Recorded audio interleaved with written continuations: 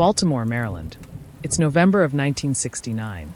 The streets are cold, the days grow shorter, and the city feels like it's caught between eras, still clinging to tradition, yet pulled into a time of massive change. And in the middle of it all, a young nun named Catherine Cesnik disappears. Catherine was only 26 years old. On the evening of November 7th, she left her apartment to buy a gift for her sister's engagement. She never came home. Her car was found parked near her building, the keys still inside, as if she had just stepped away for a moment. But Catherine herself was gone. 2 months later, in January of 1970, the mystery turned into tragedy. Her body was discovered in a remote, overgrown area on the outskirts of Baltimore. She had been struck on the head. There were no signs of robbery, no clear motive, no weapon left behind. Just silence and the aching question of why. For more than 50 years, that question has haunted her students, her family, and the city of Baltimore. And what makes this case even darker is what followed. Disturbing allegations of sexual abuse at the Catholic high school where she taught, Archbishop Keough. Allegations that suggest Catherine may have known far too much about what was happening behind closed doors. Now, it's important to be clear. Many of these claims, particularly those about the priest Joseph Maskell, come from witness testimony featured in the Netflix series The Keepers. They have never been proven in court. But whether proven or not, they raised suspicions that Catherine's death wasn't random at all, that maybe she was silenced. So, what really happened to Sister Catherine Cesnik? Was she simply in the wrong place at the wrong time? Or was she the victim of a cover-up meant to protect powerful men? Today, we open the file on one of Baltimore's most chilling unsolved mysteries. This is Cold Case Files, the murder of Catherine Cesnik. Every detail you'll hear is drawn from police records, FBI files, reporting by the Baltimore Sun, and the series The Keepers.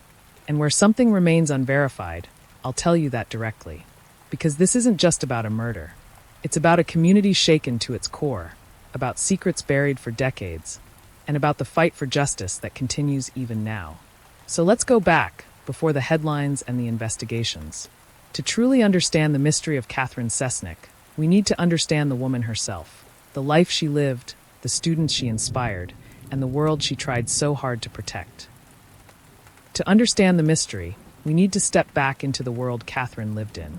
Baltimore in the late 1960s was a city of contrasts.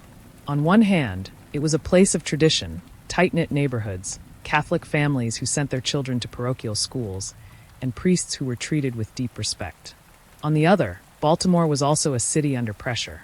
Civil rights protests had shaken the nation, the Vietnam War divided communities, and trust in institutions was beginning to crack.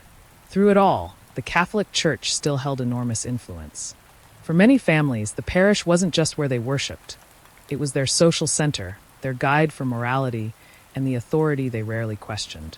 Catholic schools, in particular, were seen as places of safety and discipline.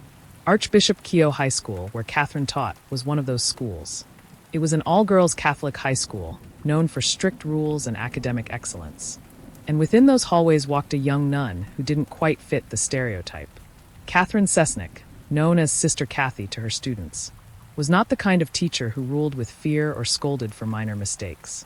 She taught English, and she had a way of making literature feel alive, of turning poetry into something that spoke directly to the young women in her classroom. Students remembered her smile, her patience, and the way she listened. She treated them not just as children, but as people with real voices and real struggles.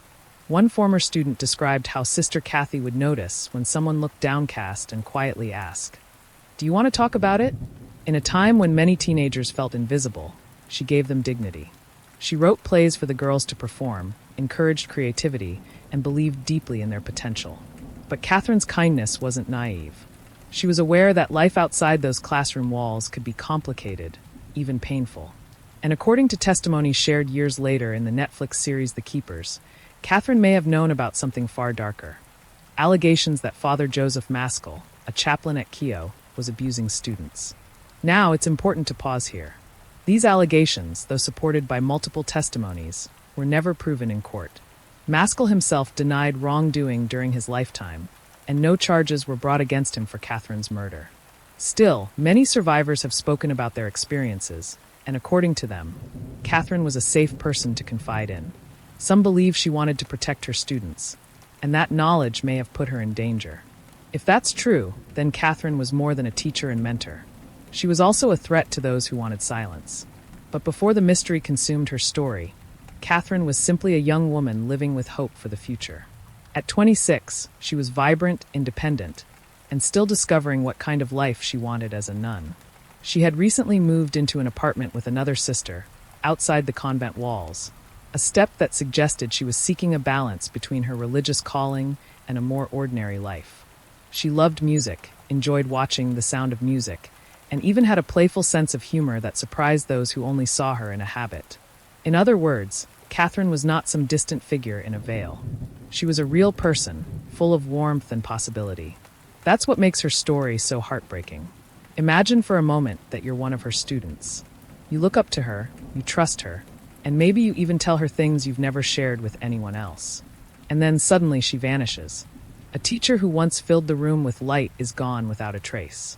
That shock rippled across the Kyo community. Families whispered, priests urged prayer, and students carried both fear and confusion. Could someone have harmed Sister Kathy? Why would anyone want to hurt her? When her body was finally found in January of 1970, those questions only deepened. This wasn't a tragic accident. It was a violent crime, and the whispers about what Catherine might have known began to sound less like rumor and more like a dangerous truth. Her death didn't just shatter her students' sense of safety. It cracked the image of the church as an untouchable institution. For decades, people wondered, was this the moment when the secrets of Kyo High School and the priests connected to it were meant to stay buried? Catherine's story is not just about a nun who was murdered. It's about the collision of innocence and corruption, faith and betrayal, trust and silence. And that's why her case continues to resonate more than 50 years later. But to truly grasp the weight of this tragedy, we need to return to the night it all began. November 7th, 1969. The night Sister Kathy left her apartment to buy an engagement gift for her sister. She was supposed to come back. She never did. On the evening of November 7th, 1969, Catherine Cesnik walked out of the apartment she shared with another nun, Sister Helen Russell. She told Helen she was heading to a shopping center in Catonsville to buy an engagement gift for her sister. Catherine loved small acts of thoughtfulness like that. She left carrying just her purse, planning for a short trip. She drove her green Ford Maverick sedan to the Edmondson Village shopping center. Witnesses would later recall seeing her browsing in a department store that night. Nothing seemed unusual. She wasn't in a hurry, and she didn't appear worried about anything. To anyone watching, she was simply a young woman enjoying an evening of shopping. But she never made it home. Later that night, when Sister Helen noticed Catherine hadn't returned, she grew concerned. Hours passed and still no sign of her. By the following morning, worry had turned to alarm. That same day, Catherine's car was found parked just outside her apartment complex. Inside were her shopping bags and purse. The keys were still in the ignition, as if she had just stepped out for a moment and expected to be back. But Catherine herself was gone.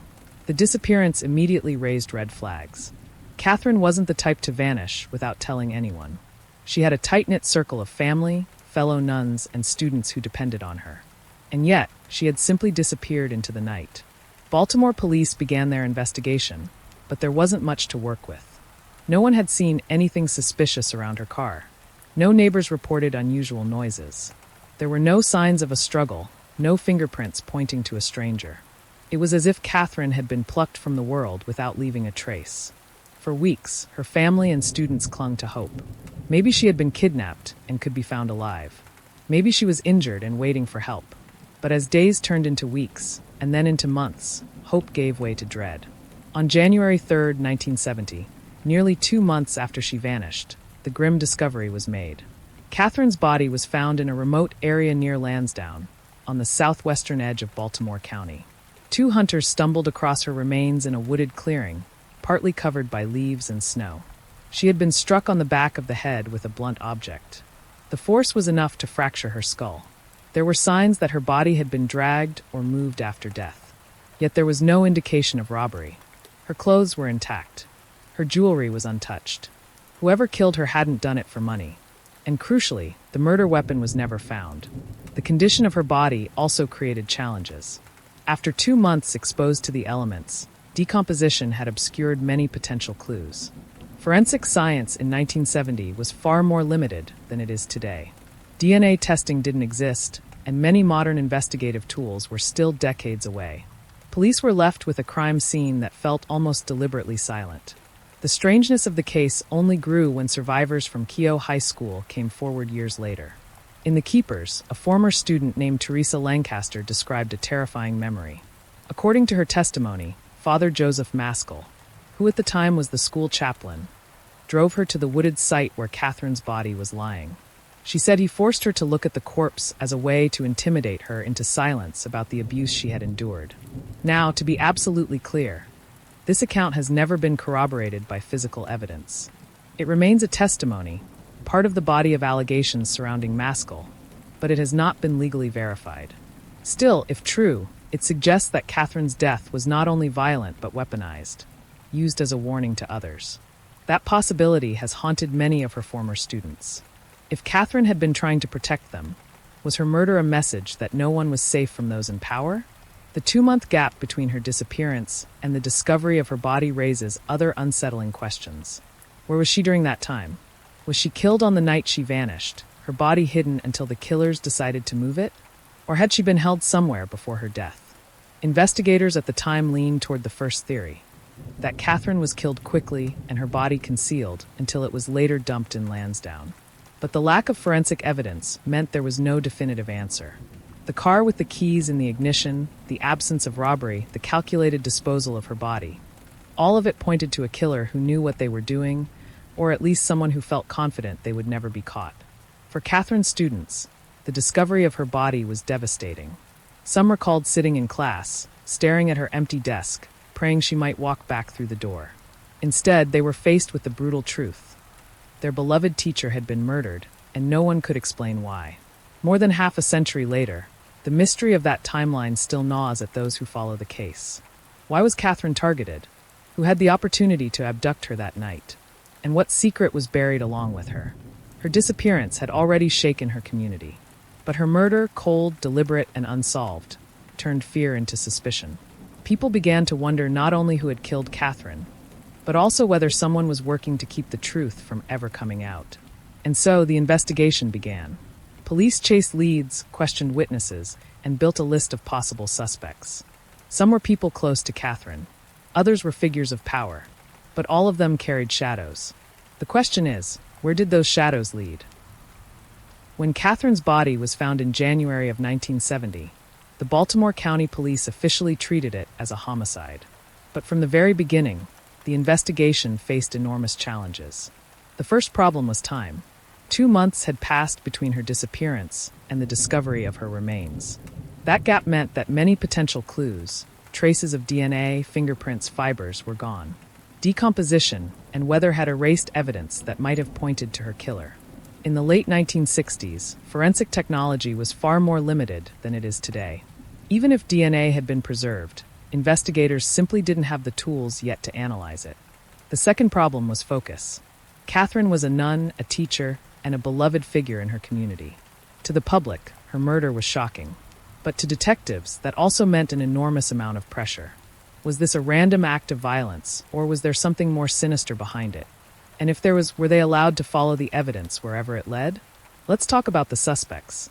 Over the decades, a handful of names have surfaced, some more prominently than others. The first, and by far the most controversial, is Father Joseph Maskell. Maskell was the chaplain at Archbishop Keogh High School, where Catherine taught. Years later, former students accused him of sexual abuse.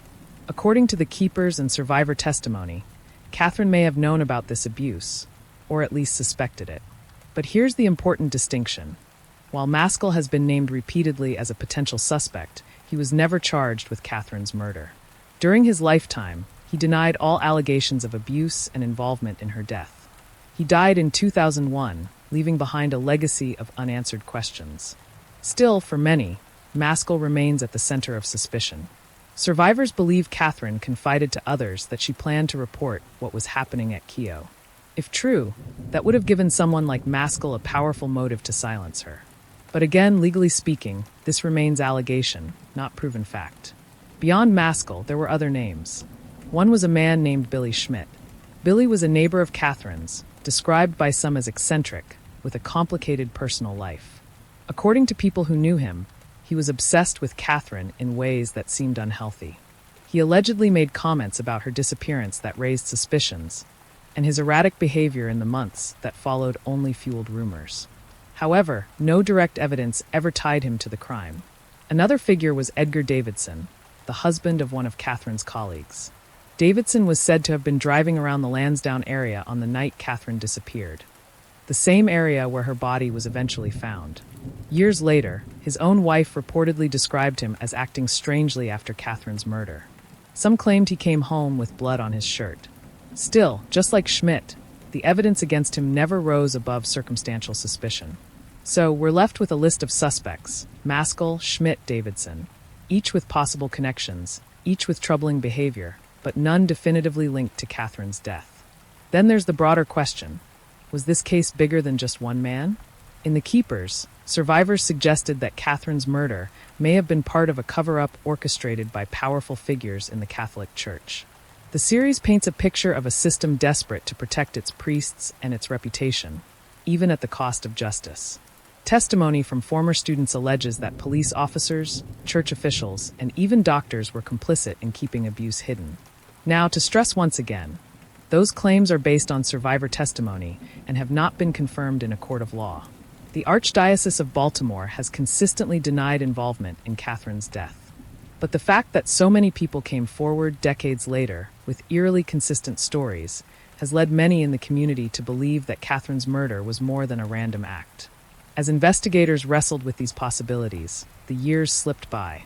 Evidence grew colder. Witnesses aged, and some passed away. By the 1990s, the case had nearly disappeared from the headlines. And then came The Keepers. When Netflix released the docuseries in 2017, the murder of Catherine Cesnik returned to public attention in a way it hadn't for decades. Survivors of abuse at Keogh told their stories on camera. Viewers across the world were horrified, not just by Catherine's unsolved murder, but by the possibility that her death was linked to systemic abuse and silence. The documentary sparked renewed pressure on law enforcement. In 2020, the FBI reopened its review of the case, examining old evidence with modern tools. DNA samples were retested. Leads were reconsidered. But as of 2025, no breakthrough has been made public. The identity of Catherine's killer remains unknown. For her former students, this ongoing uncertainty is almost as painful as the crime itself. Imagine knowing that the person, or people, responsible for your teacher's murder may have lived out their lives without consequence. Imagine wondering, year after year, whether justice will ever come. The case of Catherine Cesnik forces us to ask uncomfortable questions. Was this the work of a single disturbed individual, or the result of a deliberate effort to silence her? Was Maskell truly involved, or has suspicion clouded the search for other answers? And perhaps most unsettling of all, has the full truth been buried so deeply that it may never surface? What we know for certain is this: Catherine's murder was not solved in 1970. It was not solved in the decades that followed. And even with all of today's technology, it still remains one of Baltimore's darkest mysteries. And so, after more than half a century, we are left with an open file, a grieving community, and a story that refuses to rest. But Catherine's case is not just about the crime itself. It's about what it represents: the courage of those who spoke up, the failures of institutions that were meant to protect, and the haunting weight of silence. Which leads us to our final chapter. What does this story mean today? What can we, looking back from 50 years later, learn from the murder of Catherine Cesnik? More than 50 years have passed since Sister Catherine Cesnik was taken from the world she cared so deeply for. And still, her case remains unsolved. We've walked through the evidence, or the lack of it, the suspects, the allegations, and the painful silences. What we're left with is not a neat conclusion, but a haunting reminder of how some stories resist closure. Catherine's murder is more than just a cold case. It's a window into a larger truth about power, secrecy, and the courage it takes to speak out. Her death became entangled with allegations of abuse at Archbishop Keogh High School and questions about whether the Catholic Church acted to protect its own. None of those suspicions have ever been proven in court. But what is undeniable is the deep wound it left on her students, her community, and survivors who felt Catherine was their only defender. And yet, even in tragedy, there's resilience. Former students who loved her have carried her memory forward, refusing to let her name fade into silence. The Netflix series The Keepers reignited global attention, and renewed interest has pushed investigators to revisit old evidence with modern tools. That persistence speaks volumes about the human need for justice, even when decades stand in the way. But here's the question that lingers. Was Catherine silenced because she knew too much? Was her death meant to protect predators from exposure? Or was she simply in the wrong place at the wrong time, caught in violence that had nothing to do with the secrets around her? Think about it. If you were one of her students and your teacher, the person you trusted, disappeared under such mysterious circumstances, how would that shape your view of justice, of faith, of truth itself? Modern DNA analysis continues to improve. It's possible that one day, a single piece of overlooked evidence could break the case open. But until then, the story of Sister Catherine Cesnik remains suspended between fact and uncertainty. What do you think? Was Catherine murdered as part of a cover-up? Or is the answer simpler, and yet still hidden in plain sight? I'd love to hear your theories. Share your thoughts in the comments, and let's keep this conversation alive. Thank you for joining me on this episode of Cold Case Files, The Murder of Catherine Cesnik. If you found this story compelling, subscribe for more explorations into mysteries that still demand answers. Because even though time moves on, Catherine's story, her warmth, her courage, and her tragic loss, still lives on in the hearts of those searching for justice.